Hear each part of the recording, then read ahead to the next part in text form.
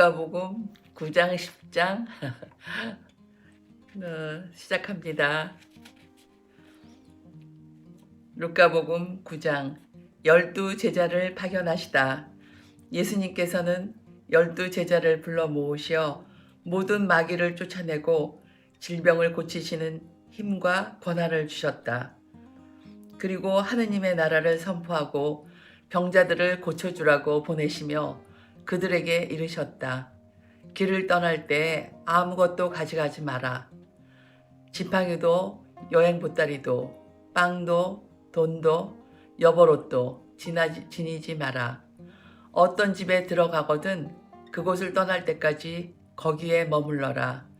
사람들이 너희를 받아들이지 않으면 그 고을을 떠날 때 그들에게 보이는 증거로 너희 발에서 먼지를 털어버려라. 제자들은 떠나가서 이 마을 저 마을 돌아다니며 어디에서나 복음을 전하고 병을 고쳐 주었다. 헤로데가 예수님의 소문을 듣다. 헤로데 영주는 이 모든 일을 전해 듣고 몹시 당황하였다. 더러는 요한이 죽은 이들 가운데서 되살아났다 하고 더러는 엘리야가 나타났다 하는가 하면 또 어떤 이들은 옛 예언자 한 분이 다시 살아났어 하였기 때문이다. 그래서 헤로데는 이렇게 말하였다. 요한은 내가 목을 베었는데 소문에 들리는 이 사람은 누구인가? 그러면서 그는 예수님을 만나보려고 시도하였다. 5천 명을 먹이시다.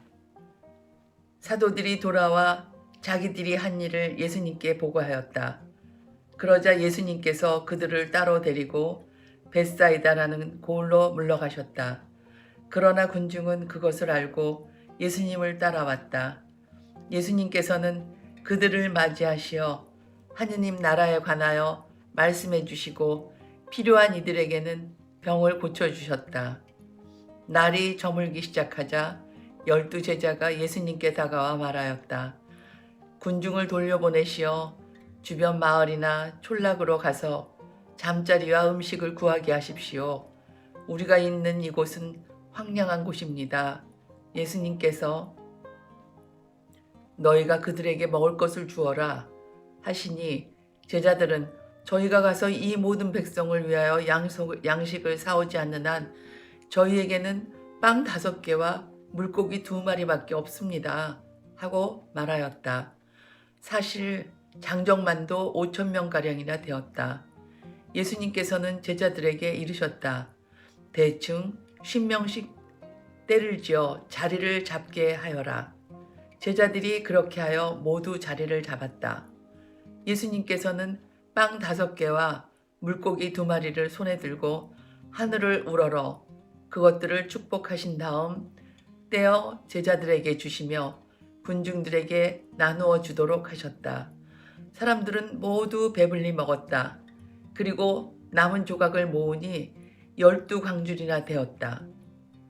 베드로가 예수님을 그리스도라고 고백하다. 예수님께서 혼자 기도하실 때 제자들도 함께 있었는데 그분께서 군중이 나를 누구라고 하느냐 하고 물으셨다. 제자들이 대답하였다. 세례자 요한이라고 합니다. 그러나 어떤 이들은 엘리야라고 하고 또 어떤 이들은 옛 예언자 한 분이 다시 살아나셨다고 합니다. 예수님께서 다시 그러면 너희는 나를 누구라고 하느냐 하시자 베드로가 하느님의 그리스도이십니다 하고 대답하였다. 그러자 예수님께서는 제자들에게 그것을 아무에게도 말하지 말라고 엄중하게 분부하셨다. 순환과 부활을 처음으로 예고하시다. 예수님께서는 이어서 사람의 아들은 반드시 많은 고난을 겪고 원로들과 수석사제들과 율법학자들에게 배척을 받아 죽임을 당하셨다가 사흘 만에 되살아나야 된다고 하고 이르셨다. 예수님을 어떻게 따라야 하는가? 예수님께서는 모든 사람에게 말씀하셨다. 누구든지 내 뒤를 따라오려면 자신을 버리고 날마다 제 십자가를 지고 나를 따라야 한다. 정녕 자기 목숨을 구하려는 사람은 목숨을 잃을 것이고 나 때문에 자기 목숨을 잃는 그 사람은 목숨을 구할 것이다. 사람이 온 세상을 얻고도 자기 자신을 잃거나 해치게 되면 무슨 소용이 있느냐. 누구든지 나와 내 말을 부끄럽게 여기면 사람의 아들도 자기의 영광과 아버지와 거룩한 천사들의 영광에 쌓여 올 때에 그를 부끄럽게 여길 것이다. 내가 참으로 너희에게 말한다. 이곳에 서 있는 이들 가운데에는 죽기 전에 하느님의 나라를 볼 사람들이 더러 있다. 영광스러운 모습으로 변모하시다.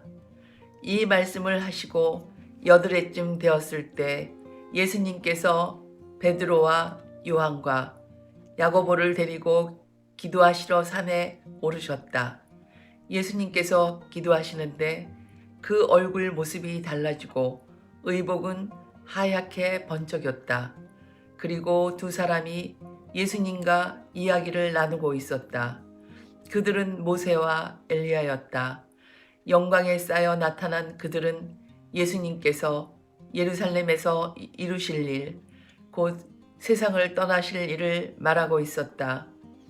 베드로와 그 동료들은 잠에 빠졌다가 깨어나 예수님의 영광을 보고 그분과 함께 서 있는 두 사람도 보았다.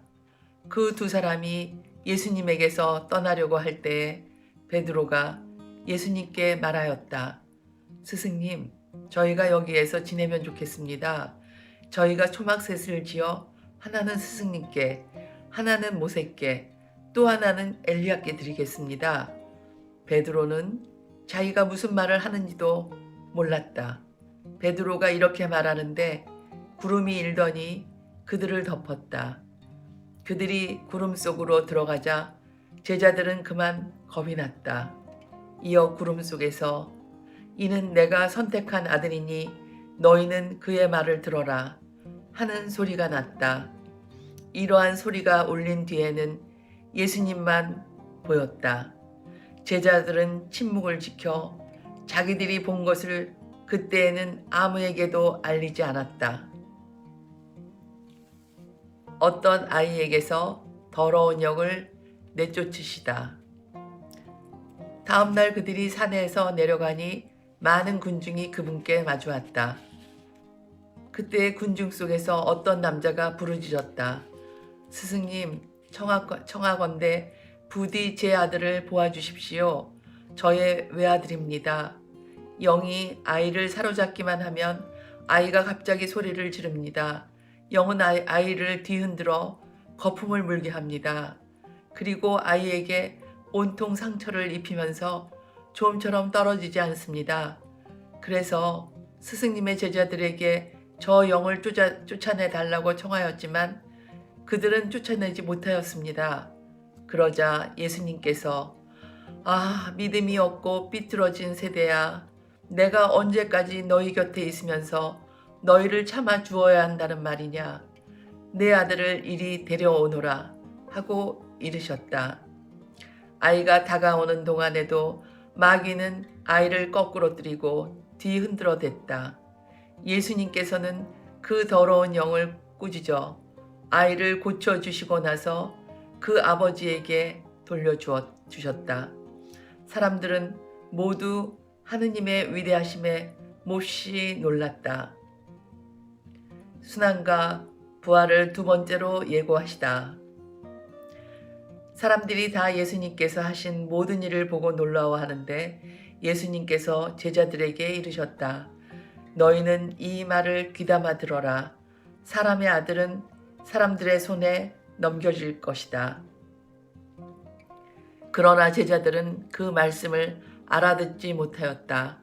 그 뜻이 감춰져 있어서 이해하지 못하였던 것이다. 그들은 그 말씀에 관하여 묻는 것도 두려워하였다. 가장 큰 사람. 제자들 가운데 누가 가장 큰 사람이냐 하는 문제로 그들 사이에 논쟁이 일어났다. 예수님께서는 그들 마음속에 생각을 하시고 어린이 하나를 데려다가 곁에 세우신 다음 그들에게 이르셨다. 누구든지 이 어린이를 내 이름으로 받아들이면 나를 받아들이는 것이다.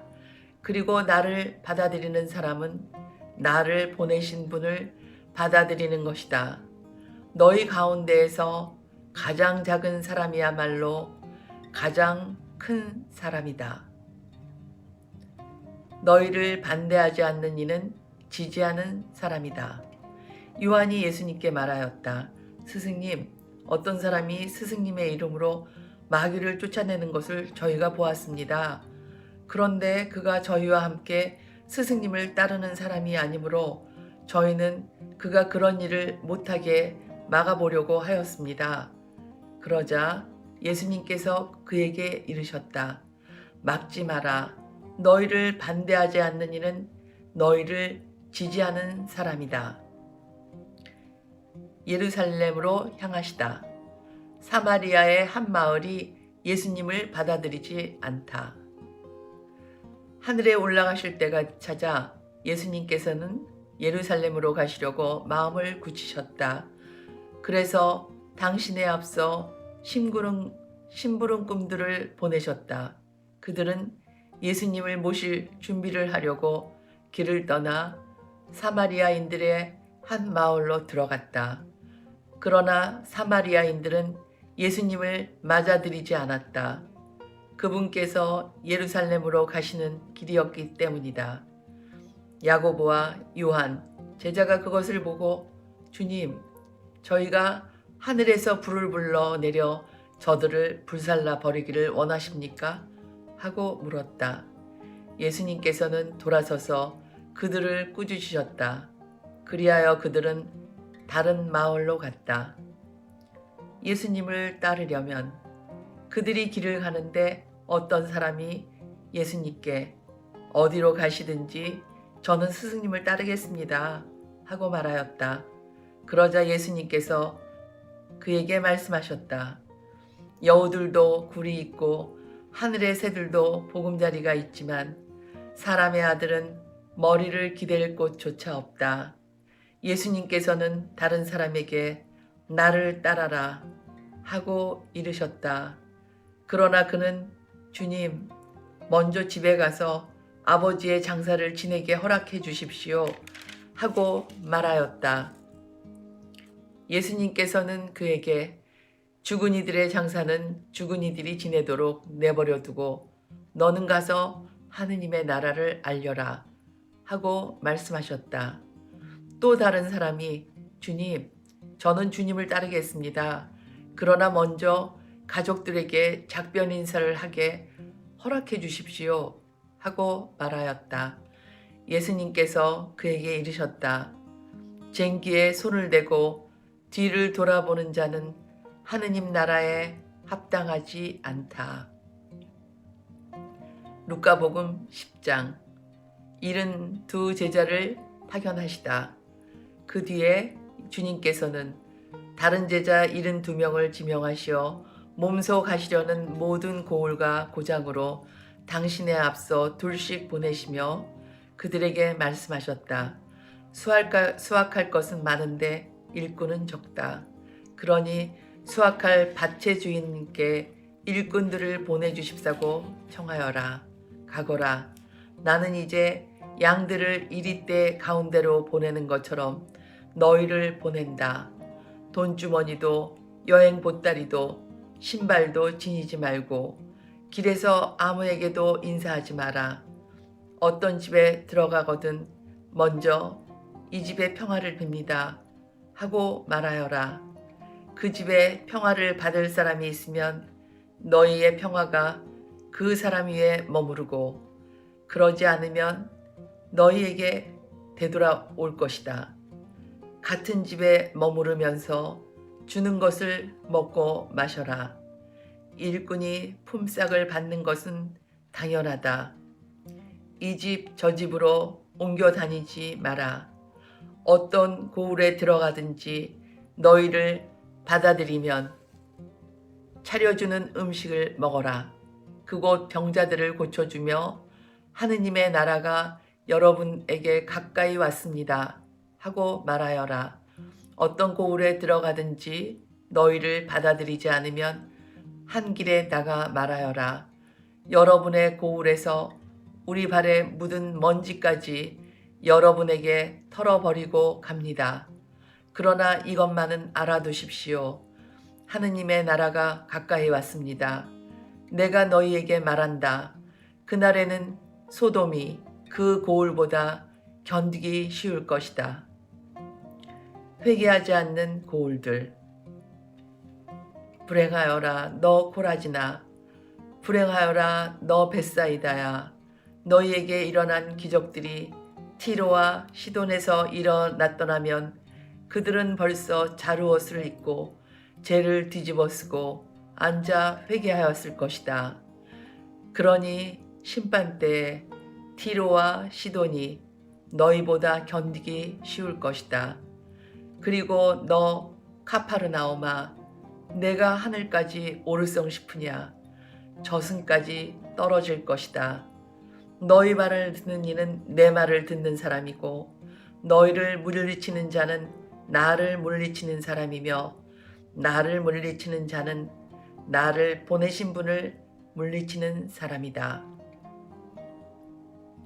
72 제자가 돌아오다. 72 제자가 기뻐하며 돌아와 말하였다. 주님, 주님의 이름 때문에 마귀들까지 저희에게 복종합니다. 그러자 예수님께서 그들에게 이르셨다. 나는 사탄이 번개처럼 하늘에서 떨어지는 것을 보았다. 보라, 내가 너희에게 뱀과 전갈을 밟고 원수의 모든 힘을 억누르는 권한을 주었다. 이제 아무것도 너희를 해치지 못할 것이다. 그러나 영들이 너희에게 복종하는 것을 기뻐하지 말고 너희 이름이 하늘에 기록된 것을 기뻐하여라. 하느님 아버지와 아들. 그때 예수님께서 성령 안에서 즐거워하며 말씀하셨다.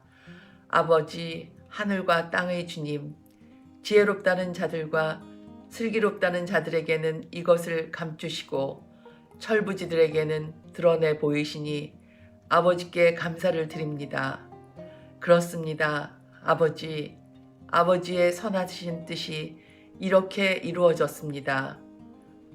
나의 아버지께서는 모든 것을 나에게 넘겨주셨다. 그래서 아버지 외에는 아들이 누구인지 아무도 알지 못한다. 또 아들 외에는, 그리고 그가 아버지를 드러내 보여주려는 사람 외에는 아버지께서 누구신지 아무도 알지 못한다. 그리고 예수님께서는 돌아서서 제자들에게 따로 이르셨다. 너희가 보는 것을 보는 눈은 행복하다. 내가 너희에게 말한다. 많은 예언자와 임금이 너희가 보는 것을 보려고 하였지만 보지 못하였고 너희가 듣는 것을 들으려고 하였지만 듣지 못하였다. 가장 큰 계명. 어떤 율법 교사가 일어서서 예수님을 시험하려고 말하였다. 스승님, 제가 무엇을 해야 영원한 생명을 받을 수 있습니까? 예수님께서 그에게 말씀하셨다. 율법에 무엇이라고 쓰여 있느냐? 너는 어떻게 읽었느냐? 그가 내 마음을 다하고 내 목숨을 다하고 내 힘을 다하고 내 정신을 다하여 주 너희 하느님을 사랑하고 내 이웃을 너 자신처럼 사랑해야 한다 하였습니다. 하고 대답하자 예수님께서 그에게 이르셨다. 옳게 대답하였다. 그렇게 하여라. 그러면 내가 살 것이다. 착한 사마리안인의 비유. 그 율법 교사는 자기가 정당함을 드러내고 싶어서 예수님께 그러면 누가 저희의 이웃입니까? 하고 물었다. 예수님께서 응답하셨다. 어떤 사람이 예루살렘에서 예리코로 내려가다가 강도들을 만났다. 강도들은 그의 옷을 벗기고 그를 때려 초주검으로 만들어 놓고 가버렸다. 마침 어떤 사제가 그 길로 내려가다가 그를 보고서는 길 반대쪽으로 지나가 버렸다. 레위인도 마찬가지로 그곳에 이르러 그를 보고서는 길 반대쪽으로 지나가 버렸다. 그런데 여행을 하던 어떤 사마리아인은 그가 있는 곳에 이르러 그를 보고서는 가엾은 마음이 들었다. 그래서 그에게 다가가 상처에 기름과 포도주를 붓고 싸맨 다음 자기 노새에 태워 여관으로 데리고 가서 돌보아 주었다. 이튿날 그는 두 데나리온을 꺼내 여관 주인에게 주면서 저 사람을 돌보아 주십시오. 비용이 더 들면 제가 돌아올 때에 갚아드리겠습니다. 하고 말하였다. 너는 이 세 사람 가운데에서 누가 강도를 만난 사람에게 이웃이 되어 주었다고 생각하느냐? 율법교사가 그에게 자비를 베푼 사람입니다. 하고 대답하자 예수님께서 그에게 이르셨다. 가서 너도 그렇게 하여라. 마르타와 마리아를 방문하시다. 그들이 길을 가다가 예수님께서 어떤 마을에 들어가셨다. 그러자 마르타라는 여자가 예수님을 자기 집으로 모셔드렸다. 마르타에게는 마리아라는 동생이 있었는데 마리아는 주님의 발치에 앉아 그분의 말씀을 듣고 있었다. 그러나 마르타는 갖가지 시중 듣는 일로 분주하였다. 그래서 예수님께 다가가 주님, 제 동생이 저 혼자 시중 들게 내버려 두는데도 보고만 계십니까? 저를 도우라고 동생에게 일러주십시오. 하고 말하였다. 주님께서 마르타에게 대답하셨다. 마르타야, 마르타야, 너는 많은 일을 염려하고 걱정하는구나. 그러나 필요한 것은 한 가지뿐이다. 마리아는 좋은 몫을 선택하였다. 그리고 그것을 빼앗기지 않을 것이다. 예, 루카복음 9장, 10장 두 장을 읽었는데 항상 하는 얘기지만 시작할 때와 마지막에 각자 본인들이 가지고 있는 주님께서 말로 하는 것도 베푸는 것이라고 하셨으니까 우리 모두가 누구한텐가 재물로도 이렇게 세상적인 재물로도 능력으로 이렇게 베풀 수 있지만 우리 이 주님 말씀을 이렇게 읽고 이렇게 묵상하는데 우리 마음을 다해서 우리가 세상 모든 사람들한테 사랑하는 마음을 베푸는 것도 또 베푸는 거잖아요. 우리가 이렇게 말로 하는 것도 그런 마음으로 우리 각자 마음에 새기면서 이 말씀 한 구절 마음에 새긴다면 이게 뭉쳐져서 큰 걸 이룰 수 있다고 믿습니다. 또 묵상하고 다음 장으로 또 가는데 같이 동참합시다. 사랑합니다.